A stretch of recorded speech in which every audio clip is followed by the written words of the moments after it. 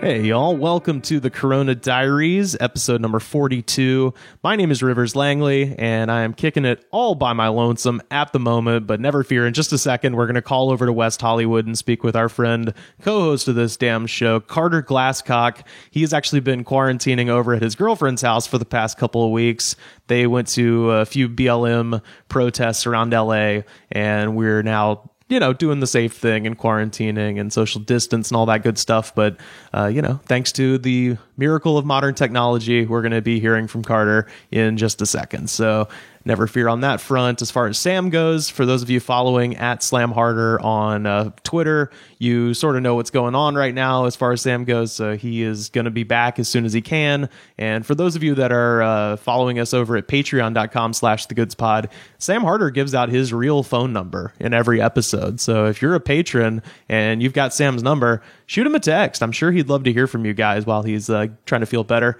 And also in this episode, we're going to be hearing from our friend Alex Schmidt, formerly of the Cracked podcast. Alex actually emailed me to let me know that the Cracked podcast had ended against his will after the company got bought out by a new company and he got laid off. So he was nice enough to send an email out to everybody who'd ever been a guest on the show to basically thank us for being on the show. And of course, if you're listening to this, there's a sizable chunk of you listening to this right now who probably found this program through the Cracked podcast. So if anything, I should be thanking him. That show and my appearances on there have really, really helped to build the audience for this show. So I'm eternally grateful to Alex. So as soon as he sent that email, I was immediately like, well, what are you doing? Let's chat. Let's catch up. I hadn't talked to Alex in a minute. And it is just always great to hear from that guy. He's just one of the coolest, nicest dudes in comedy. And as I said in the interview, I have no question in my mind that he is going to land on his feet and be just fine. So he'd be an absolute credit to anyone who hires him because he's a really hard worker and he's funny as hell. And I ain't worried at all about Alex Schmidt, but I am excited to talk to him later. And in the middle of that, because it's just me and I haven't done this yet, I'm going to read some poetry. That's right. I was just going to read Ozymandias because I love it. And I was reading a little folio of romantic poetry and stuff, and I got to the Shelley section, read Ode to the West Wind, and then I got to Ozymandias, which is, almost kind of hack at this point because of Breaking Bad and, cultural exposure, but it is one of those poems that you can just kind of keep coming back to. So I was originally just going to read Ozymandias, and then I started writing a little bit, and I wrote my own intro to Ozymandias, so it's going to be something very different than what has normally been on this show. But hey, I don't care. I wrote a thing, and I'm going to share it with you. And that's going to happen in between me talking to Alex Schmidt at the end and me talking to Carter Glasscock right now. So stay tuned for this great episode.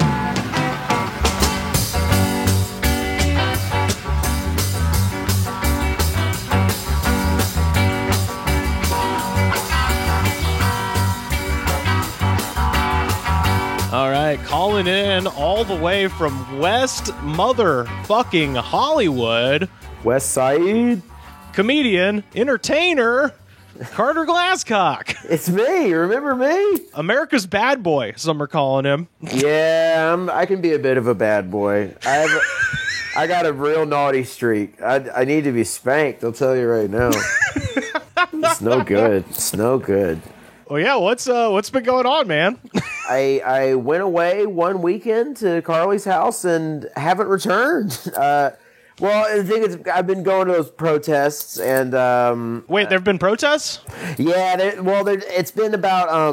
the selection at Redbox has been very bad. And so me and a couple of guys hang out in front of a CVS and we're like, we want more movies. And they're like, you ever heard of Netflix? And I'm like, fuck you, pig. No, it's been doing the dishes and trying to earn my keep, and but it's been good, and it's been all right. We've been just kind of hanging in West Hollywood for longer than I anticipated. What were the protests like? What's the funniest sign? What was the biggest bungle? What was the scariest moment? The protests were wild. I mean, it was just weird being around that many people for the first time in like 3 months in general. But to be around like a bunch of people, and then the ones I went to, at least I heard the ones kind of at the beginning of it were really intense, understandably, and it was kind of tense too. But the ones I went to were really like everyone was really peaceful and awesome and like coming together and stuff. And there's shit tons of people. The funniest sign, I can't recall. The one I went to on Sunday, there was this guy dressed like, because it was Pride too. There's a guy dressed with a huge bear head over his apartment window, and he was just like dancing full speed dancing, like full grind, like a Kanye West bear head kind of thing. Yeah, and it's just weird because like kids are there too. It's like kids and dogs, and then like someone next to them will be like, "All cops are fucking bastards," and like the kids just like yeah or whatever. Yeah, fuck them. They gotta learn. They gotta learn. From what I hear, there's been some famous people at him, but I don't think anyone's gone up to him or, it's like one of those things where you don't want to bother them or even out them. I don't know. Who knows if they're trying to reach middle America with their next project or something. So you don't want to be like, hey, I don't know who would be a good example. Ryan Seacrest thinks all cops are bastards. It's been good. And afterwards, understandably, kind of like concerning. You're like, whoa! I went from like nothing to 100 in terms of people interaction. But you went and got tested. It was fine. It was easy too. Did y'all go to Dodger Stadium? No, fuck that. We went to Woodland Hills, which is a lot easier. Like dude, the ride up was so tense because like, man, do we have to get our brains scraped by the fucking thing through our nose? And like, it was just nerve-wracking, and it was free, and we went, and it was not, I don't know if that's the way it is everywhere, but the one we went to, it was like, just mouth swab. Yeah, that's what I did. Yeah, and it's so quick and easy, so I was like, is that just the way it is now? Is it just mouth swabs, or like, do you have to request it? Or? I think the California one is mouth swabs. My friend Joe down in Athens, Georgia, went and got a test, and they had the hardcore like down the fucking nose crazy thing, dude. Brain scrambler. Dude, I saw someone on YouTube or someone on Instagram like get that thing, like someone back home like. They're like, just go get tested. If you protested, go get tested. It's really easy. And this guy with a ponytail is getting the thing put down his nose, and he's like, ah! You can tell he's like trying to not flinch. Yeah. And he's like, see, it's just that easy. But it's like, it looked intense. So like, I was like on the way there, I was trying to put on a brave face with me and Carly, but I was basically being like, it's going to be okay. Like I was like almost crying. And then like, they're going to scrape the memory of my great grandmother right out of my brain. Yeah. Hopefully I'll remember some of the protests and the unity and stuff. But it was nerve. But yeah, the swabs. The one at Dodger Stadium's hilarious because you literally just go up, you do 2 big coughs, and then you swipe it around, and then you have to put it in the little vial, and then you literally throw it in a trash can. Yeah. The same thing. It was just like drive away. I was like, they could at least put a sign over it. I mean, like they were like, put it in the receptacle, the following receptacle. It's like, yeah, but it's a trash can. Like, yeah. I mean, it's got like a trash can lining and everything too. Like it's blue. I guess that means it's not a trash can, but it's trash can. Yeah, that's what I had to put mine in too. It was very quick, and I got my results literally in one day. Like, same, like that morning. It was the next morning. So they've got it streamlined in LA County at least. Dude, fuck yeah! I know it's good to hear, man. Yeah, I love like anyone who's will talk about getting one too. Like I'd love to hear someone talk about it, and be like, oh yeah, and it was positive. Like I have it. I still have it. You know what I mean? Like everyone who's talked about it is negative.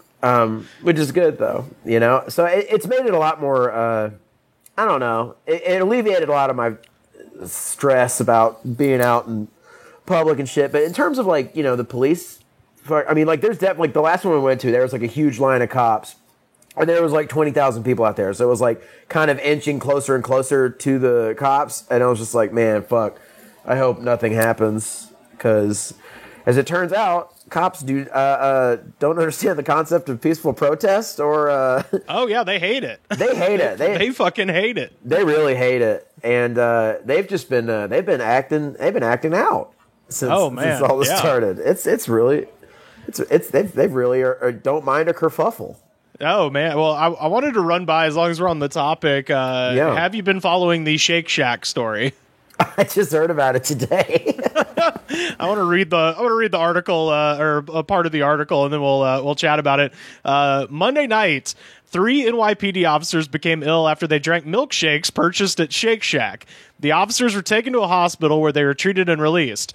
Following this news, the Detectives Endowment Association, a union for NYPD detectives, tweeted, quote, "Urgent safety message. 3 of our brothers in blue were intentionally poisoned by 1 or more workers at a Shake Shack in Lower Manhattan."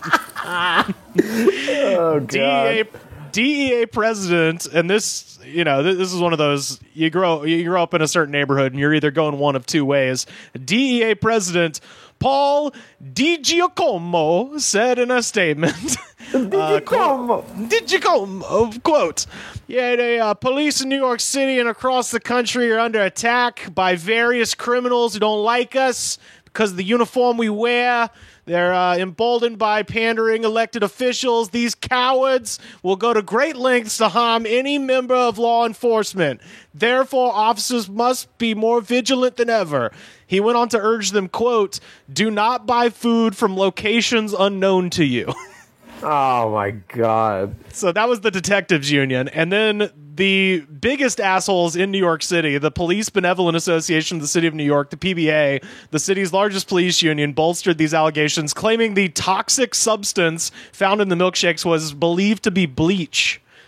So they are claiming that people being paid fucking probably $14 an hour are in the middle of a pandemic trying to risk that by poisoning cops. The Shake Shack tweeted that it was horrified by the allegations and would be working with the NYPD to look into the incident. The claim was breathlessly aggregated by multiple news outlets until the chief of police, Rodney Harrison, walked back by issuing the following statement on Twitter. Quote, "After a thorough investigation by the NYPD's Manhattan South investigators, it has been determined that there was no criminality by Shake Shack's employees." So what they think is somebody who they had just hired fucked up cleaning the machines, and there was still like degreaser or something in the bottom where they cleaned it out. So just like a fucking accident, but basically the police now have caused a huge right-wing swell against Shake Shack of just protesters just being like, "I will never have the Shake Shack again." I mean, if I got to do my part and go eat at Shake Shack to be like, fuck cops, then I'll do it. But yeah.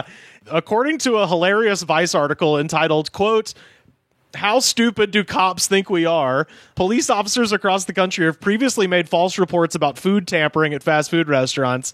Last summer, an Indianapolis police officer accused McDonald's employees of tampering with his food by biting into his sandwich, only to later realize, after placing an anonymous phone call to a radio station, that he was actually the one who took a bite of his sandwich.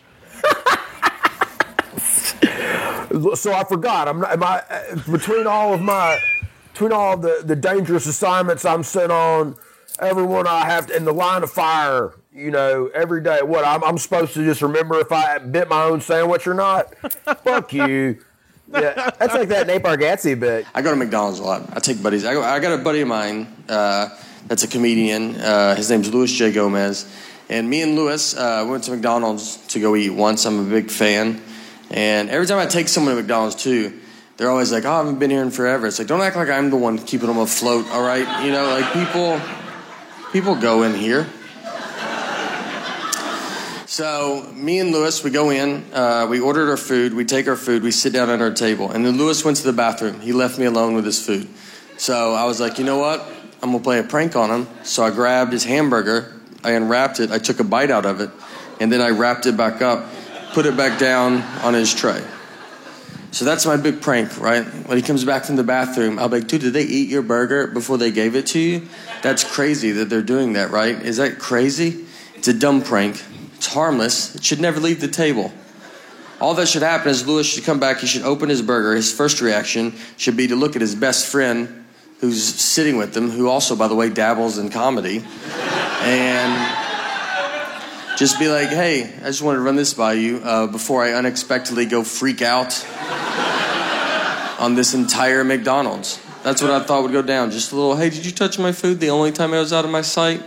I just want to know before I try to fight a group of people that are going to be pretty confused on why they're fighting. But instead, I got to learn I'm friends with a lunatic and a guy comfortable fighting McDonald's employees because he opened his burger and could not have ignored me quicker. Like, he looked at him so fast, almost like he expected them to do it, like it's happened before. And he's like, again with this. I will fight all of you till I find out who ate my burger. And he gets up and starts walking towards them. I can't believe this is working. Like, we have gotten so much farther than I'm prepared to get. So I just grabbed him. I go, dude, I ate your burger. I ate it. Like, why would you not look at me once to see if I did this? And he sits down, and it's weird. Like, everybody's looking at us. It takes 10 minutes for people to quit filming us with their phones. And it just hits me. I just start thinking, I was like, dude, you're out of your mind, man. I was like, you're going to get killed one day. Like, let's pretend I'm not here. Let's pretend that someone did eat your burger that worked at this McDonald's. You were going to go blindly fight that guy. Not even try to size him up, see what he looks like. Do you really think you could beat up a guy that is apparently pretty confident in himself? That he's making burgers, he's then eating them, and then he's wrapping them up and just sending them out to whoever. You don't think that guy's probably the greatest fighter of all time? I think you're going to walk to that McDonald's counter and be like, who ate my burger? And all the McDonald's employees are going to part ways. They know exactly who you're talking about. In the very back of your seat, guy cracking his neck. He's got his fist in the fryer. Doesn't even know it. Just warming his hand up. In January of this year, a Kansas police officer resigned after it was revealed that he had written "fucking pig" on his own McDonald's coffee cup and shared the photo on Facebook. Dude. First of all, they don't write your name on the cup at McDonald's. That's not a thing they do. That's Starbucks, you fucking moron. That's why this guy's walking the beat. He's not a detective. He can't even He can't frame this nameless McDonald's employee correctly. Yeah, that's Starbucks. Fucking McDonald's prints a receipt that's a little sticker and just puts the sticker on the cup. I mean, what is that like a thirst trap like quest or something? Yeah, that's exactly what it is. They're horny for likes. They want people to be like, "Oh, your job is so hard." Because they're just as basic as every idiot that like protested for like Fuddruckers to open back up. Like that's the same thing. They're just like they're thoughts, as the kids say. Mm-hmm. Fat thoughts with guns who are racist. I got a couple of stories from Europe. I don't know if you've like seen this. Like, Black Lives Matter protests have been going on fucking worldwide. I know, it's amazing. Yeah, it's absolutely insane. And you know, one of the big things, you know, I don't think I've gotten a chance to talk to you about our friend Jermaine Johnson, Funny Man. Yeah, it's incredible, man. Holy shit. We talked about it when it happened. You know, he put that series of events into motion that led to that being removed. But that has gone worldwide as well. You know, I think the famous thing everybody saw was from Bristol in England, where they took down a statue of a slave trader and threw it in the fucking English Channel, which was really cool. Just watching a bronze statue sink is just really something, you know, something you never think. It's a thing that once you see it, you're like, wow, I just never thought I would see that. You know? Oh yeah, well, it's like one of those. It's like watching like the Berlin Wall come down. You're like, oh, this is like a new chapter. yeah, shit's different now. I mean, like, it rules. And dude, yeah, that Jermaine did that is incredible. And like, someone needed to do it. And the fact they're trying to lobby at him that he's like incited a riot or something is fucking backwards as shit. Like, isn't that what's being lobbied at him right now? Yeah, he got charged with it. He didn't actually go to jail. He paid like $500 to bail out. But I mean, they're gonna fucking charge him with that shit, and he's gonna win too. They're just doing it to fuck with him so they don't seem bitch-made or whatever. Right, yeah. It's like, well, we can't just it's a destruction of public property. It's like, it's a symbol of oppression, dickface. Like, and like, so, and people don't want to get caught up in the bureaucratic red tape of being like, well, we're going to have 8 meetings to assess whether or not this statue is still blah. It's like, no, this is the fucking moment in time to tear it down. It should have been torn down years ago. Well, and the shit that happened, you know, the destruction of property and stuff that happened after the statue incident, you know, all of that was like, there's literally just Jermaine on tape being like, don't do that. Yeah. You know, like, let's focus on this. Everybody be cool. And then the guy went home before any of the shit happened. You know, there was a fair amount of property destruction in Birmingham, but that doesn't have anything to do with that guy. It's just he's the guy who is most vocal and most visible, so they think he's the guy that they can fuck with. But yeah, the reason I raised the specter of what happened in Birmingham is because the same shit is happening, or just recently happened in Belgium as well. Really? Yeah, so I've got a couple of paragraphs of history just so people know who we're talking about, and then I'll go on to the statue thing. Leopold II, King of the Belgians, ruled from 1865 until his death in 1909. His reign in Belgium is marked by sweeping liberal reforms such as the rights of workers to unionize, universal male suffrage, and the abolition of child labor. He was also known as Belgium's Builder King because of his massive infrastructure projects, including bridges, museums, and sports arenas that made Belgium one of the most advanced countries in Europe in the late 19th century. Now, that begs the question, where did all of the money come from to do all that? Leopold was also the founder and sole owner of the Congo Free State, which is a very funny name for what it is, a private project undertaken on his own behalf. Leopold extracted a fortune from the Congo in Central Africa, initially by the collection of ivory, and after a rise in the price of rubber in the 1890s, by forced labor from the natives to harvest and process rubber.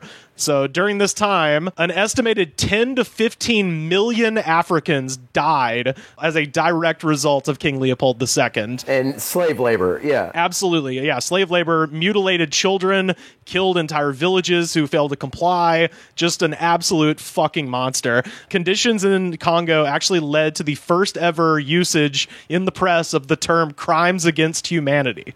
So that is actually where we get that term, was some British press agent was writing about the shit that was going down. He's like, the only way to describe this is a crime against humanity. So that is, so the king, that term was invented for him. And coming from colonizing ass England too. Like, if you've ever read the book Heart of Darkness, the main character Marlowe is headed to the Congo to relieve Mr. Kurtz, who's an ivory dealer, from his duties. And after the publication of Conrad's book, that is when the big kind of push to get Leopold to release the Congo. Because when I say it was a private thing, it was not even a Belgian colony. It was literally like his land. Like, he just basically was like, this is my land now, and was making all of this money personally. Wow. So in 1908, he turned it over and it became the Belgian Congo, which then had to have a separate civil war in the 60s to become the Democratic Republic of Congo. So anyway, all of that is to say, this dude is a fucking shithead. Yeah. And last weekend in Antwerp, Belgium, the statue of King Leopold II in the Ekkeren district of Antwerp was painted red by a crowd of protesters before subsequently being lit on fire. Fuck yeah, dude. And the local mayor, who is from the right-wing New Flemish Alliance, told the magazine Knack that it had, quote, been removed for thorough restoration. He didn't rule out the statue returning to its plinth, but he said it was more likely to end up in a museum. So, fuck yeah, Belgium. I appreciate your waffles and I appreciate your candor. And this fucking dude, fuck yeah, that's great. I mean, this is it's like one of those. I guess when people are like saying like you can't erase racism. I mean, it's just like I've heard, maybe if you're skeptical, taking down idols of fucking bigoted, hate-filled mongers like this is a step in the right direction. At least you have to be reminded of that, pretend like they were great. Right. Well, that's the thing too, is like, I think this doesn't really affect people who've made up their mind about this issue or whatever, but I think my favorite meme or whatever that I've seen regarding this issue is a painting of the citizens of New York in 1776 pulling down a statue of King George III. And somebody put in meme font, like, the people of New York took down the statue of King George III in 1776, and that's why no one knows anything about him. Which is the point. And it's like, I have a bit about this too that I did way the hell before this, when the first Confederate statue issue was coming up, which is, the argument to preserve these, relics is that, oh, well, if you tear this down, how are you going to learn your history? And my joke was, well, the only way to glean any history from a statue is to walk around and read the plaques on the statue. Two things that rednecks are well known for is their love of reading and vigorous exercise. So fuck you, you're lying, tear it down, is what I was saying. It's just like that whole like right wing thing too. Even like in Alabama, they'd be like, it's just like tradition. We're just trying to keep a tradition. It's like it's just comfy because you don't want to question your beliefs. Right. It's comfy, and you're like, that's old. Old timey, make America great again. It's like you don't want to. You just think because change is violent and scary and takes you out of your comfort zone, and that's why people don't want it. It has nothing to do with an adherence. I think most people don't want to be like. They're not like I'm openly racist. Yeah. They're just lazy. They don't want to change like a system that's flawed. Well, and also, that what you just said is true, but it's funny because it didn't have to be that way. Change does not have to be violent and scary. Yeah. But if you're just obsequious forever, eventually the shit is going to boil over. Yeah, absolutely. Like I said on the show, to quote the good book, sow the wind, reap the whirlwind. What did you think was going to happen? It is wild that it's happening during... It's wild. It's also kind of perfect. It's the only way this would have happened. And it's also been, truly moving to like go and like just be in the middle of Hollywood Boulevard and everyone is there with their fists up in solidarity. It's great. But, but it's been great watching people lose it online too. Yes. Which has been very fun to watch. And then sometimes very aggravating. Yeah. I've had to take mandated internet breaks, but most people's hearts are in the right place, I think. Oh, I remember what I was going to say about that kind of perfect confluence of events happening is at a time in which just 2 weeks ago, before George Floyd's death, the conversation was stay inside to, save lives and shit like that versus shitheads in Orange County and Alabama where we're from in the streets being like, I ain't wearing a fucking mask. Fuck you. Bringing AR-15s to protests and shit. Yeah. What you had was essentially all of the kind of progressive people as part of their duty to honor science and to honor other people and to not be a fucking reckless psychopath. They were staying indoors, and then this pops off and it's people who've already been looking for a reason to leave, and now they have one that is morally righteous. Yeah. And it's like, here it comes. The influence of COVID in this movement cannot be understated. Oh, I absolutely agree. Absolutely, because people are like ready to just run down the streets and yell at the top of their lungs because they've been cooped up for 3 months.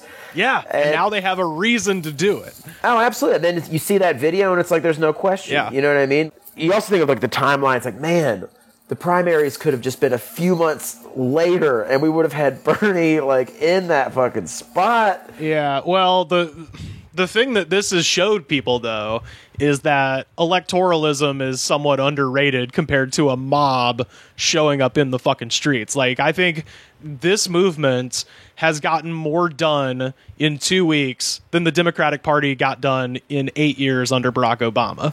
Yeah, no, I'd agree with that. Fuck it. It's also, and without guns or without the threat of an army, because it's like everyone's just showed up. It's strength in numbers, and you really feel that. You're like, yes, when you're out in that shit, you're like, no one's gonna fuck with this many people. You know what I mean? Like, right. Like, people are recording this, and it's, you know what I mean? Like, and it has been happening still. Because cops are fucking scared and they're reactionary, but it's like, this many people are not going to be fucked with. Well, that's as much as I hate to quote Jim Morrison, they've got the guns, but we got the numbers. Gonna win, yeah, we're taking over. Like, that is, dude, that's you get what to happens. see that shit play out in real life is so heartening, first of all.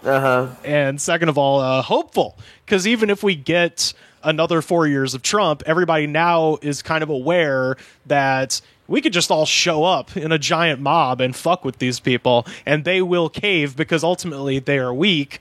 Because, like I said, it's kind of a hippie mantra, but it's fucking true.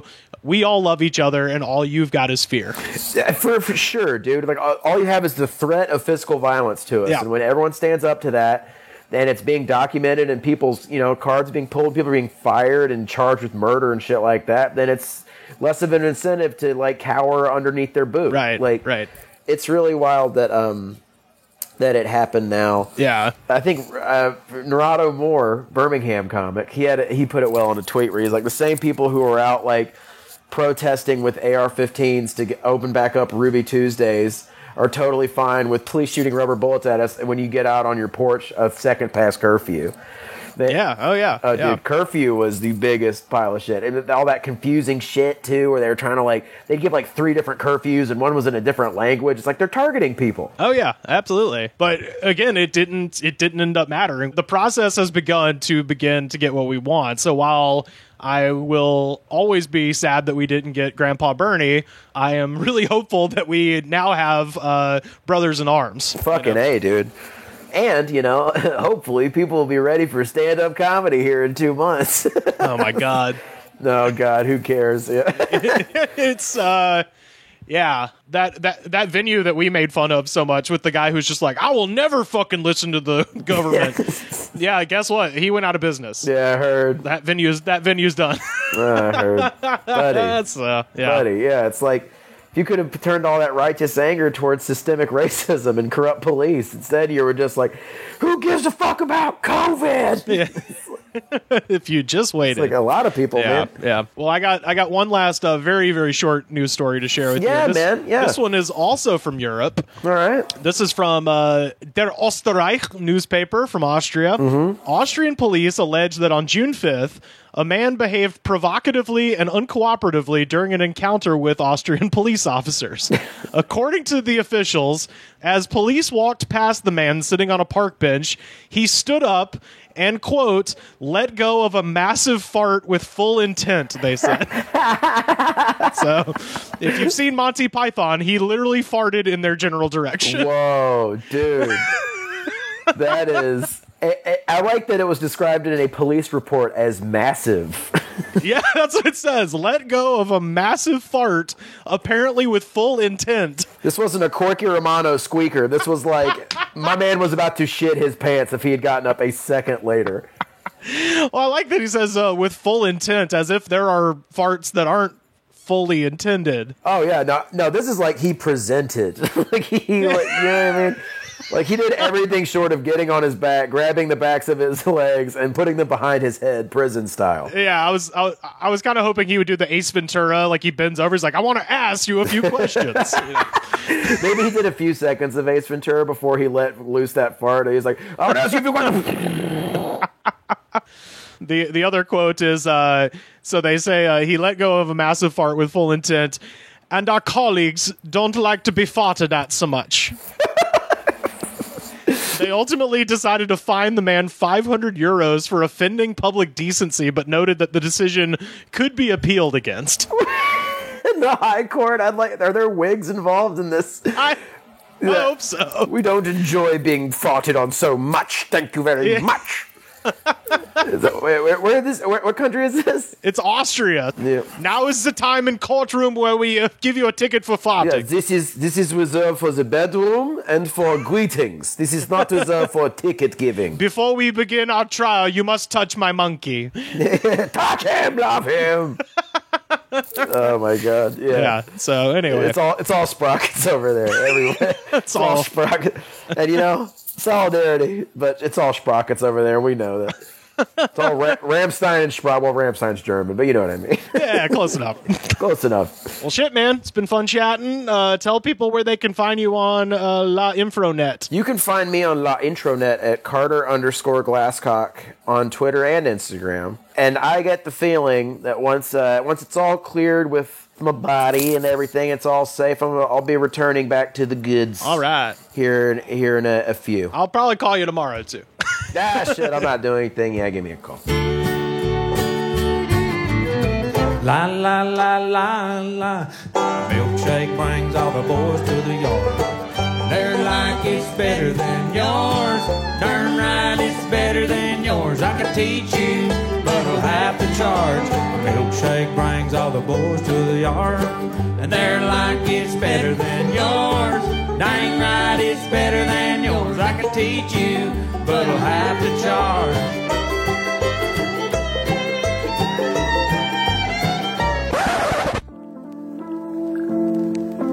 I'm gonna read Ozymandias by Percy Bysshe Shelley. Think of this as Garrison Keillor's Writer's Almanac, except I'm not a fucking creepazoid. I always liked the Romantics a lot. One of the heavy themes in Romanticism is seeing the works of man being reclaimed by nature.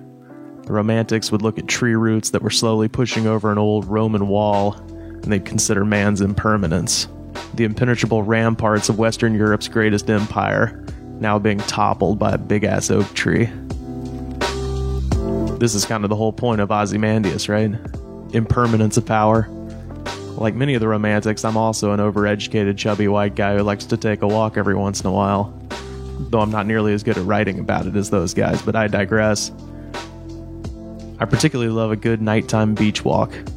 When I stand on the beach at night, I always think about ancient humans, Homo erecti even, looking out at the stars over that vast ocean and thinking, yo, we got this. I once visited an abandoned beach house in Fort Morgan, Alabama. This beach house was built at great expense by the state for Governor George Wallace back in the day. Then it got heavily wrecked by Hurricane Danny in 1997. By the time I got to it, the windows are all boarded up, the doors had been kicked open by teenagers, and the whole thing was full of sand. We just walked in. There was no one there to stop us.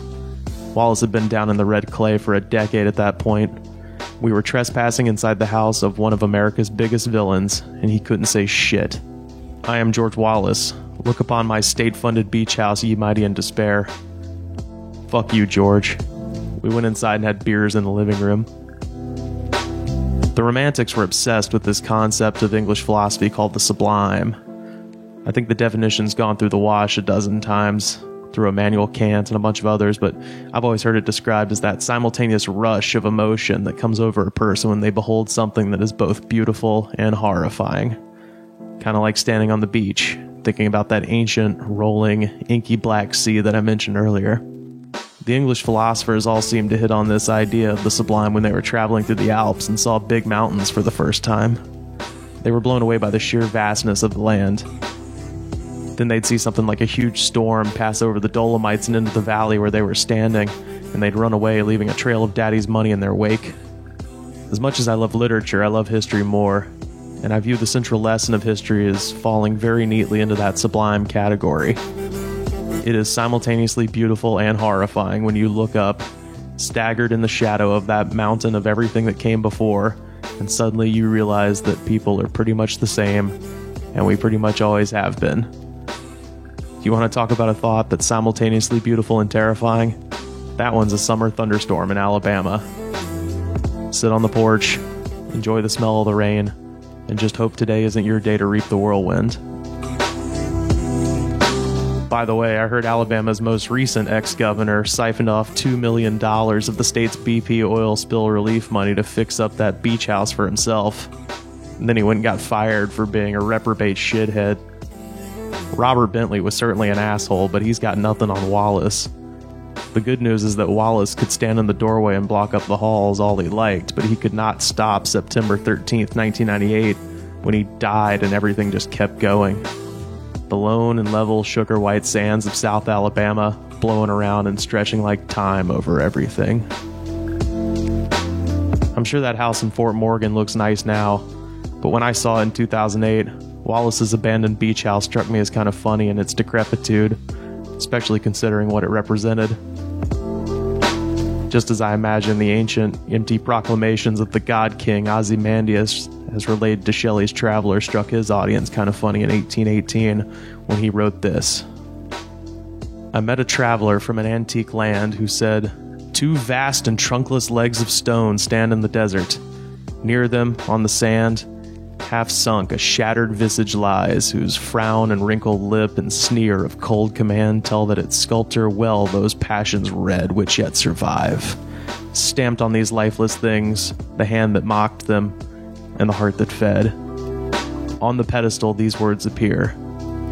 My name is Ozymandias, King of Kings. Look on my works, ye mighty in despair. Nothing beside remains. Round the decay of that colossal wreck, boundless and bare, the lone and level sands stretch far away."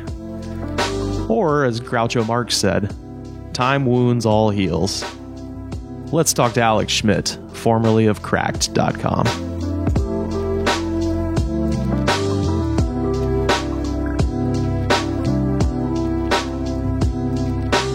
On the blower all the way from North Kakalaki, our friend, formerly of the Cracked podcast, Alex Schmidt. How's it going, buddy? Rivers, you filled me with such joy with Kakalaki. Oh, it's so exciting. Oh, I should have known an Alabama like you would know. Great. Yeah, you got to know. There's actually a North Carolina style barbecue food truck in LA that has Kakalaki as its license plate. It's like, like missing all the vowels or whatever to fit on there, but that's their vanity plate. Well, that's cool. You told me, I guess, over email that you're sheltering there with, is it your girlfriend's family that lives down there? Yeah, my girlfriend, she's finishing a PhD at Duke University, and so I've been here often for a long time, and then ever since the pandemic started, I've just been sheltering here because it's good being here, and it feels safer than LA. Although cases are spiking right now, so who knows? I was going to say I've got a very scary story from North Carolina. I was going to share with you in a minute. Just in case you wanted to be thrown off of your game down there, I can help that in a second. But I guess I think is this because you're a Chicago guy, right? Originally, yeah, I'm from DuPage County, which is the nearest western suburbs there. Yeah, okay. So Chicagoland. So you've lived in Chicago, you lived in Los Angeles. So is this your first real experience living down south?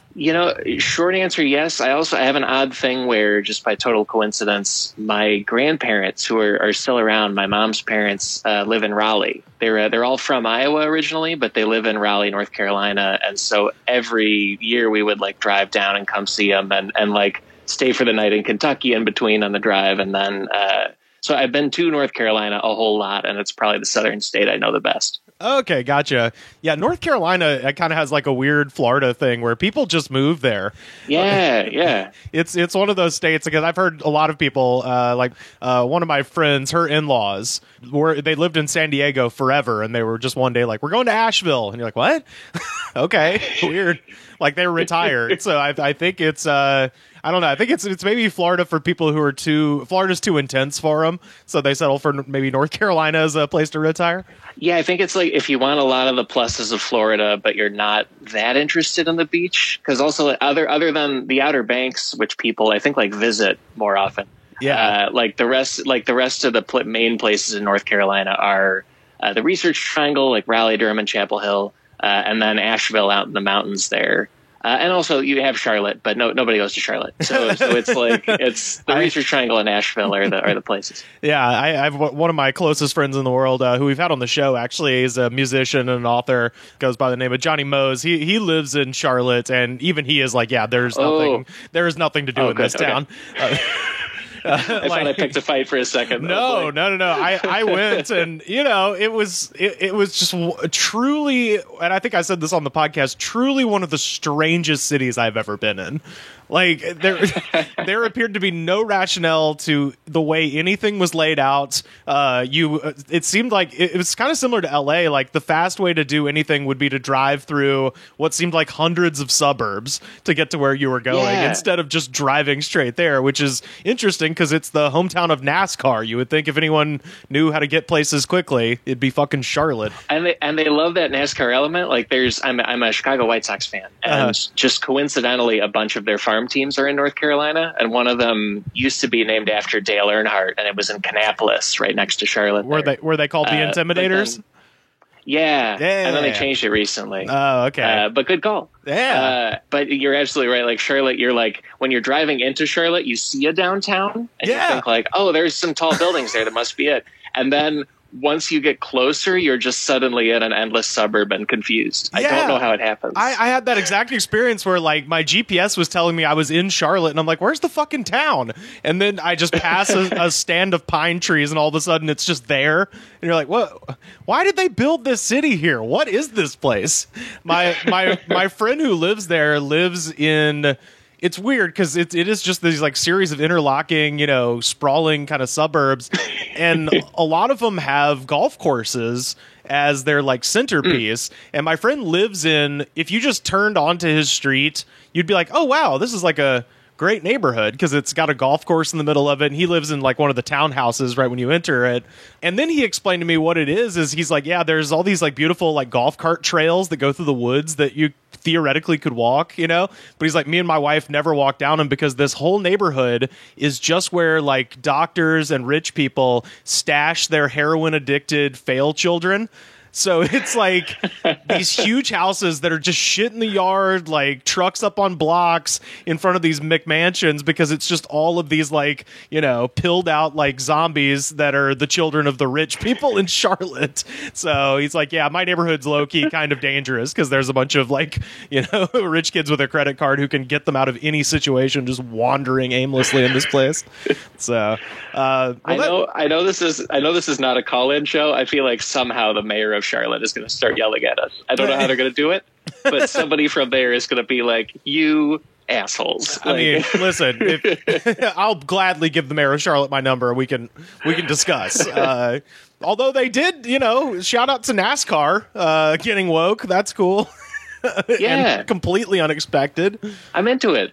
Great. Good job. Yeah. Well, I have the thing, and my grandparents have it too because they're really from Iowa, but like, there's a lot of the people who have moved to the South but are still fully Northern are in North Carolina. And so people like that have no interest in the Confederacy, really. Like, no, thank you. Like, forget it. Yeah. Yeah. We like the conservative politics, but, keep all the weird racial stuff to yourself, please.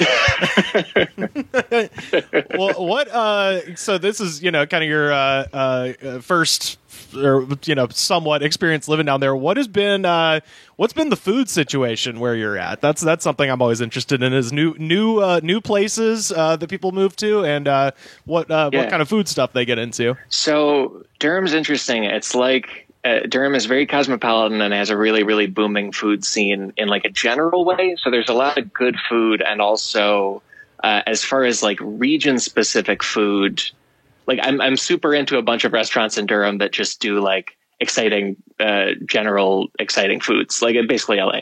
Okay. But also there's the town of Cary, North Carolina has a huge Indian American community and has my favorite Indian food I've ever had. I'm not an amazing barometer of Indian food, but like of what I've had, it's the best, and you wouldn't expect it in North Carolina. Yeah. And then barbecue wise, my partner has gotten me into the Texas style of barbecue, where it's brisket and it's featuring that. North Carolina doesn't do that at all. It's like pulled pork and a really vinegary sauce. Yeah. And that's just like vinegary flavor is not my taste. So I'm not actually that into that element of it. I just go around wanting brisket, like a artificial Texan, which I am not. I feel like just in the time since I've left the deep South, not Texas, mind you, but like, the Carolinas, Alabama, Mississippi, Florida, Tennessee, that area. Before I left, I literally never had good brisket. Like, every time you go to a barbecue place, like, because the South is all about the pork shoulder. That's the big thing. So every time you go to a barbecue place, once in a while, they'd be like, oh, we've got brisket today. And you try it, and you're like, this is bullshit. Why do people like this? Because they didn't know how to cook it right. And then the first time I went to Austin and had the real deal, I was like, oh, it is the best. I get it now. Like, it just turns out, like, people... And I'm not even joking. I think people literally figured out how to make brisket in that area in like 2014.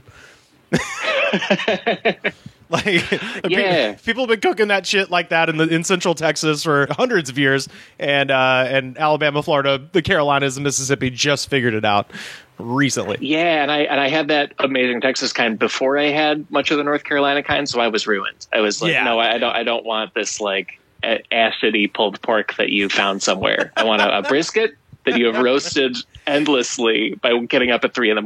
That's yes. what I want. Yeah. You have some maniac with like an app on his phone that controls the temperature. I have a friend like that. My buddy Dave Williamson, who's a really funny comic based out of LA. He has a compressed air canister on his smoker that is attached to the Bluetooth, so he can look at his phone, check the temperature, and if it needs to go a little higher, he has an automatic bellows. So he just presses a button on the phone, and it like shoots air into the fire to make it like a little hotter for him. The ability for people to become full on bionic rednecks is really coming into into full force right now, which I really appreciate. I like that he has almost removed himself from the process. Like, it sounds like the system could just do it now. Yeah, Like- kinda. I think so.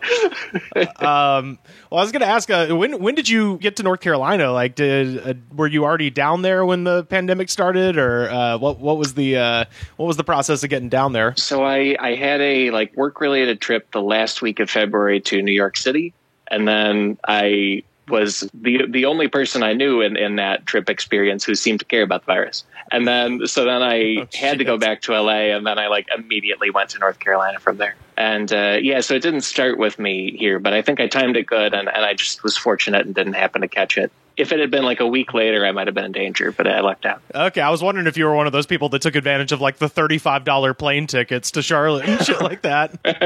Because there was like a brief moment where I considered it. I remember at one point a ticket round trip LA to Atlanta was like $38, and I was like, I mean, I don't know, how bad is this thing really going to get? And then of course a week later I was like, oh, I have to stay here forever. That is capitalism for us, huh? Yeah. If they make falling into a pit of spikes cheap enough, I'm like, well, I mean, it is a deal on a pit of spikes. That's pretty good. Hey, who am I to say no to a deal? It's $18. It's never been cheaper, though. Yeah, right. You're one of the few people I've talked to who've been kind of living in the South during this thing, and most of the horror stories I've read seem to come from either the South or Huntington Beach, California. As far as just the most entitled anti-science fucking maniacs, doing crazy stuff. And I'm going to read a story here in a second that's awful, but I was going to ask what I've kind of been asking everybody, which is, have you had any strange experiences at the grocery store? That's a good question. Well, for one thing, like, Durham is in North Carolina, is in the South. It's also pretty progressive. And also this area is like imagine if Boston was in the South. Like, it's a billion colleges all stacked up on each other. So it's a lot of like, and there's some tech, and it's like kind of a special case where people have been like pretty on top of it. I don't know if I'm just unlucky or it's the signage or what, but like every time I go to 3 different grocery stores we have, all of them have like the aisles set up where it's one way. Some of them, the signage is really good, and you can really tell like it's above you and below you and very obvious. And just every time I'm in the aisle, the other person is going the wrong way, and then I'm like shuffling backwards, like knowing I'm going the wrong way too now. But like I don't know what else I could do because we all have like force fields around each other. If we're going to be safe, this is just what's happening. Like it's a very like tiny inconvenience that makes me absolutely furious the rest of the day. Yeah. I have seen people just go in without a mask and nobody says anything, and I don't like that. Like I know why the employees don't want to be like mask cops, because then they're in a fight, and they're like just trying to make a dollar in a terrible situation, Yeah. But it is like we just really need everybody to like do their part. I don't know what the other fix is, like, because they're not going to kick you out of the grocery store, but you need to just like find a piece of cloth and make it happen. Like you can make it out of a t-shirt, folks. It's not hard. Did you see the woman who had the Bible around her face? There was a picture. Like a Bible, like a mini. yes, Alex, like a miniature Holy Bible opened to the middle section. So I guess probably Psalms thereabout, and tied to her face, and she was just walking around with it. And it's like, just don't do it. Just if you're going to do that, if you're going to be an asshole about it. It's a nice balance because she's clearly doing it because she loves the Bible, and also she is spitting all over her Bible. Yeah. So it's not like she's giving Deuteronomy COVID. Come on. Yeah. I don't know what your living situation is like in terms of, if you share walls with any other people, but have you had any strange things in your with your neighbors or like a neighborhood sort of thing? We our place is like, it's a very, very small set of apartments. So it doesn't feel crowded, and it's just a couple of them. But we haven't had anything like too weird. I think like there was one week where kind of 4 of us all figured out that we could sit on a chair just outside and do meetings that way. But then we were kind of all doing that and like hearing each other's meetings. That was the only like odd thing. Like we all had the innovation of I can bring a chair outside, and then we were all kind of looking at each other, you know. Okay, gotcha. Yeah, because our apartment complex, there's a bajillion people in this apartment complex, and like by week 2, there were people with like bouncy castles, and there were children running around jumping in a bouncy castle. There were like blow up pools and shit, just people, karaoke all night. Just it's been crazy around here. So wow. it's been pretty wild in LA. My friend Katie there at LA, her complex, just the other day somebody left some chicken on the steps, and not like finished chicken, like raw store chicken. Just like one package of it neatly on the step. And then she was like, surely they're coming back for it, or there's obviously no cooking reason for this. And then it was just there for a while. It was really weird. It was probably but it wasn't like they dropped it. It was like neatly lined up and placed on the corner of the step, like some kind of offering. Didn't make any sense.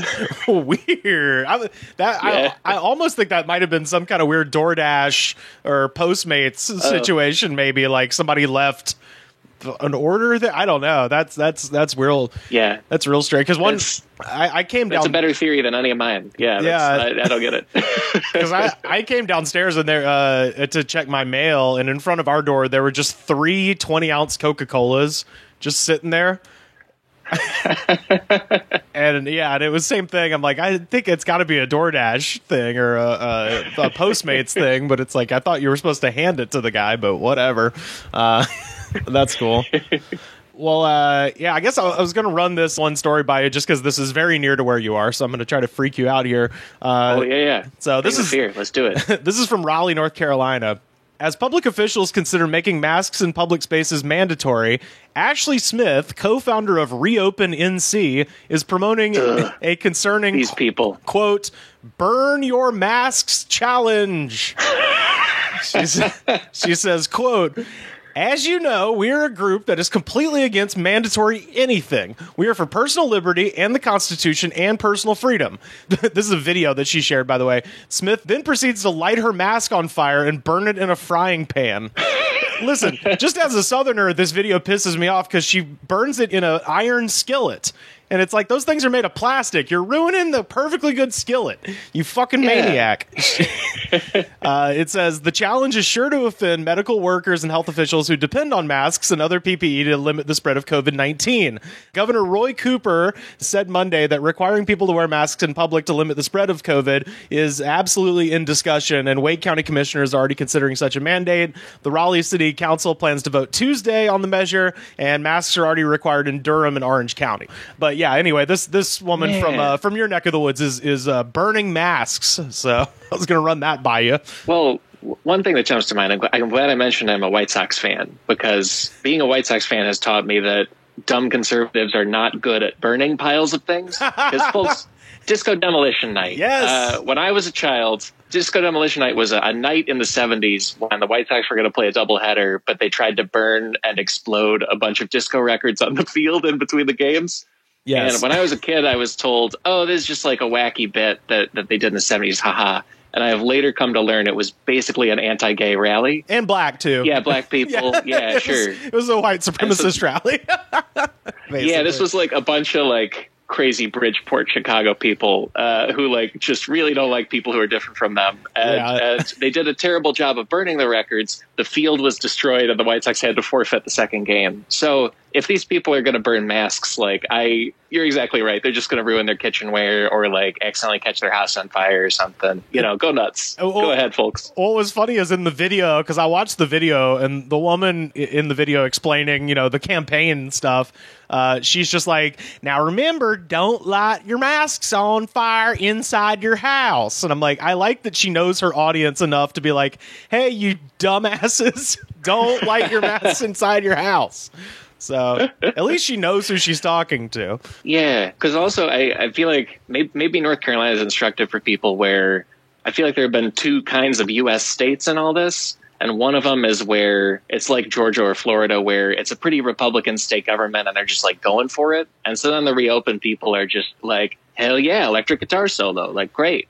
And then the other kind is North Carolina, where it's a Democrat governor, even though it's mostly Republican legislature. But like, He's this Democrat, Roy Cooper, is the governor and got in just in the nick of time. Tell you what, because the previous guy was crazy. But he's like Roy Cooper is like mostly keeping things shut for the most part and doing like pretty normal things. And so then these reopen people are like, we have chosen our villain, and then they like snarl traffic in Raleigh for a day, because they have something to be mad at. You know, they don't just get to hit the beach in Jacksonville, Florida. They have to like yell at a guy, right? Well, and that's fun for them. Yeah. Well, this is like what I brought this up on the show Friday because we were talking about all of the Antifa bus hoaxes. Have you been reading about any of that stuff? Yeah, like it's nuts. Like one of those crazy small town Facebook groups will be like, I heard there's 12 buses of Antifa terrorists coming to Possum Fuck, Tennessee. They're gonna kill everyone, you know. And then these guys get these machine guns and go march around downtown. And my assertion is this is just fun. This is like LARPing or cosplay for these people. It's the most exciting thing that's ever happened in this town. And it's like, all right, I finally have, you know, some outlet to, you know, put this into. And it ends up with situations like what happened in Forks, Washington, where this like, you know, hippie family in a converted school bus got trapped in a campground, and they cut down the trees to like trap them in this campsite, and were like firing guns off and terrorizing these people because I think either the mom or the dad was black, and they were like, oh well, obviously this is Antifa, you know. So it ends up in those types of situations, but it's just so dangerous. It is just like an outing for sure, because also the other thing to know about Reopen NC, other than it being like maybe 100 people in a state of so many million people. But these guys, like when they did their protests in Raleigh, they stayed in their cars and like kept social distance from each other while they were protesting. Oh, wow. So like y'all are so the they PhD know triangle. It's a real disease. Like they just want to have an outing where they feel like they're Thomas Paine. Like it's not a scientific thing at all. Yeah. Well, and especially that part of the country, they could probably actually tell you who Thomas Paine was, you know. Yeah. they're actually, they got, you know, half a brain about them in that area, which is nice. That's another North Carolina thing. When I was a kid, everybody's license plate was First in Flight, and I had a picture of the Wright brothers flyer, and like that was the main thing. And then sometime past few years, they started rolling out another standard state plate, which is First in Freedom.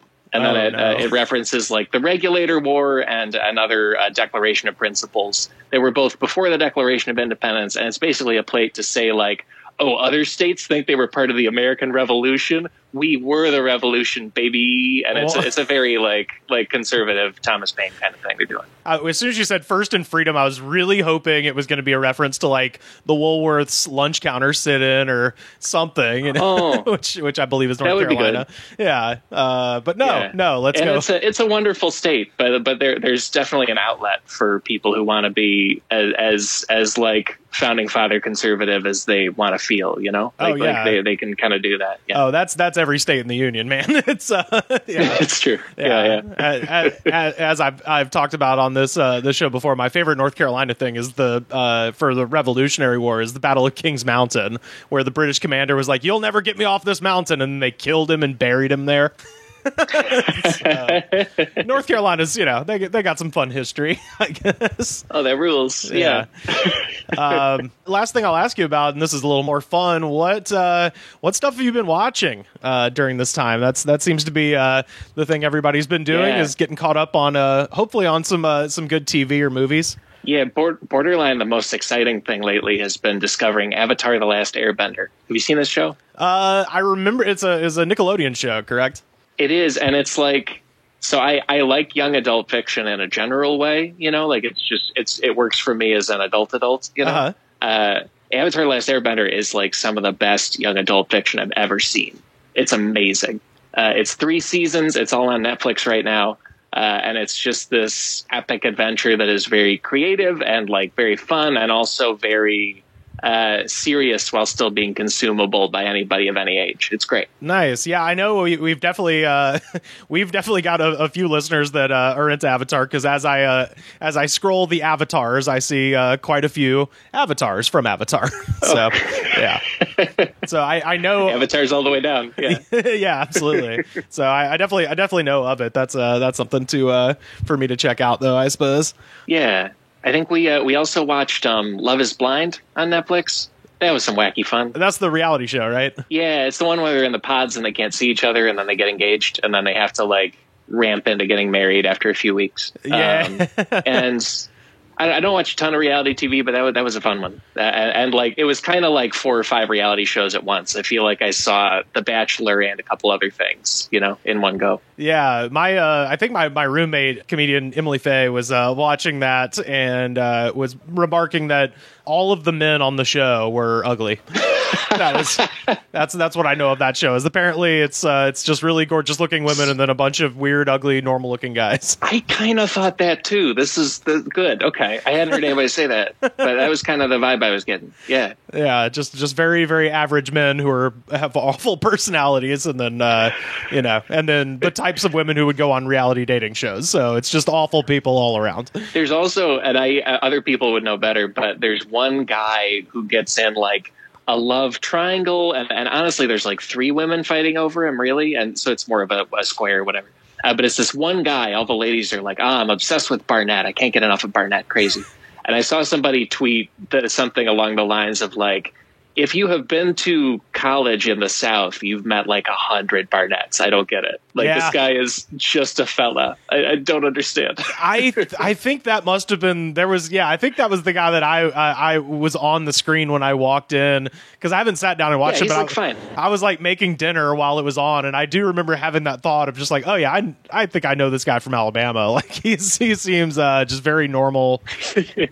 Yeah, because it's all it's Atlanta people, or people who move there, but some of them are from there, and so it's all like, it's kind of a Southern show secretly, but they don't bill it that way. Kind of like a Queer Eye too.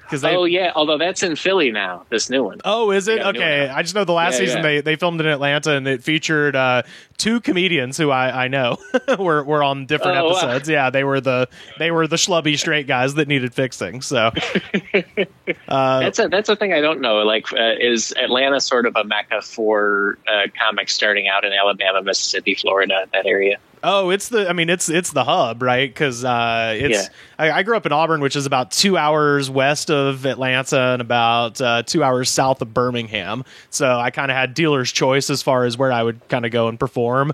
But either way, you're gonna have to drive for 2 hours. So I did do a lot of open mics at the Laughing Skull Lounge in Midtown Atlanta. And Atlanta now, every time I go back, it's one of the best comedy scenes in the country, like no question. Like every time I go to Atlanta and do shows, you're just watching, you're like, Jesus, everybody here is so fucking funny, So it's always impressive. It's on the short list of best comedy cities in America, I think.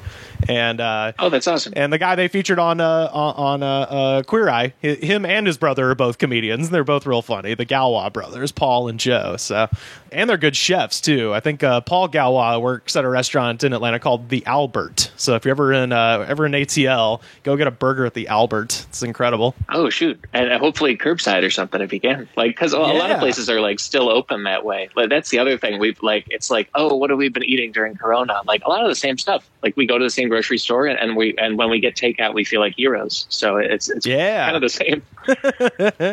Well, that's cool, man. Well, I guess before we wrap up, I know you're probably not trying to talk about any specifics about Cracked, just that the show came to an end, and I just wanted to say to you what I said over email, which is even though that show is over, I wanted to thank you for having me on it. Man. I suspect a pretty tremendous amount of people listening to this probably found this program through Cracked. I can definitely say that of people who our few Australian fans especially came from Unpops and Cracked specifically, so I know that to be true. Yeah, so I just wanted to thank you publicly here, and also say that if anybody is going to be fine, it'll be Alex Schmidt. You're one of the most hardworking dudes I know. I have no doubt whatever the next thing you do is going to be badass for sure. Oh man, that's really nice, Rivers. Thank you. Man. And shout out to you're great on the show every time, and also shout out to Adam Todd Brown, of course, for Unpops and being, I'm sure, a huge bridge as well. Yeah. Oh yeah. Absolutely. Yeah. So. Yeah. What are we doing? What's the plan, or do you have one going forward? Maybe not even professionally. Just like, how much longer are you in North Carolina? Are you done with LA? What's happening? At the start of that question, I was like, "Shit, what is the plan? Like, let's get some provisions together and go to the woods." I don't know. No, it's all right. If people want to get a sense of what I'm doing next, I'm in the middle of planning it, but I made an email newsletter they can sign up for, and then I'll shoot them an email when there's something to go check out. No spam or nothing, just that. It's tinyletter.com/Alex Schmitty next show. My Twitter is Alex Schmitty, so it's tinyletter.com/Alex Schmitty next show for whatever the next show is. So that's what's going on. Okay, sweet, man. And in the meantime, I'm just going to be absolutely as safe as possible from this disease as I can, and I hope other folks are too. Yeah, hell yeah. Well, that sounds good, man. It is really good talking to you. It's been fun with this show, just catching up with people, because I feel like I've been sitting in this room since St. Patrick's Day, not really doing much. So it's always nice to talk to folks. Yeah, same. So like everything I tape or do like this, I'm like, and I'm really glad you're okay to the other people. Yeah. Like it's a very clear sign that we're fine. So it is great. Yeah. Well, hell yeah, man. Well, thank you so much for talking to me. Everybody follow at Alex Schmitty on Twitter, and follow this man, whatever his next project is going to be. I'm sure it's going to be fantastic. And thanks. Thanks for calling. Oh, always good. Hey, thank you for knitting the country together as we all hide in our houses. It's great.